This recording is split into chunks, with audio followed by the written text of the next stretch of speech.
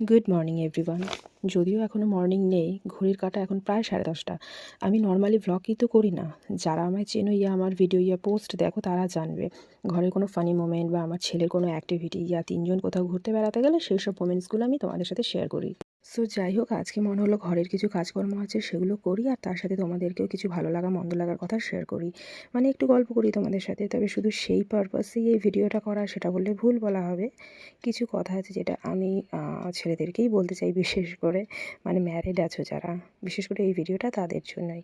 দেখো, যেসব ছেলেরা মনে করো না যে বিয়ের পরে মেয়েরা নাকি কাজই করে না, বাচ্চা সামলানো ছাড়াও তেমন কিছু করে না, আর সময় পেলেই বসে পড়ে ফোন দেখতে। হ্যাঁ, আমি সব ছেলেদেরকে কিন্তু কিছু বলছি না, তবে 80% ছেলেরা এটাই মনে করে।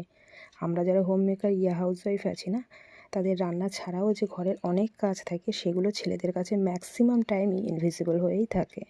আর যেসব মেয়েরা বাইরে কাজ করে এসে ঘর বাচ্চা দুটোই সামলায়, তাদের কথা না হয় বাদই দিলাম। যাই হোক, আমি বেশি লেন্দি করতে চাই না এই ভিডিওটা। আমার এটাই বলার মানে যে মেয়েরা রান্নাবান্না ছাড়াও পুরো সংসারটাকে একাই কিন্তু নিজের হাতে সুন্দর আর নিপুণভাবে দক্ষতার সাথে মেনটেন করতে জানে। আমাদের সংসারের কাজটাই এমন না যে কাজের শুরু বা শেষ টাইমিংয়ে কোনো ঠিক নেই। একটা বিয়েবাড়িতে কোনো বউ যখন ঠান্ডার ড্রেস কিংবা মানে ঠান্ডার কোনো পোশাক সেরকমভাবে ক্যারি না করে, মানে তার স্টাইলের জন্য, এটা নিয়ে সঙ্গে সঙ্গে কত মানুষের গসিপ চর্চার বিষয় হয়ে যায়, পিএনপিসি শুরু হয়ে যায়। কিন্তু এই একই ঠান্ডাতে যখন হাউসওয়াইফরা ঘর মোছে, কাপড় কাচে, বাসন মাজে, তখন কিন্তু কারোর নজরে পড়ে না। যাই হোক, এটা আমি একটা এক্সাম্পল দিলাম তোমাদের, প্লিজ কেউ কিছু মাইন্ড করো না। একটা হাউসওয়াইফের সারাদিনে যা কাজকর্ম থাকে সেটা পুরোটা সামলাতে গেলেও না যোগ্যতা থাকা দরকার।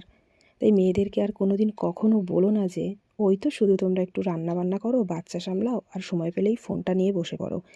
তাই যতটুকুন বলছো, যা বলছো, একটু হলেও ভাবনা চিন্তা করে তারপর মেয়েদেরকে বলো, কেমন?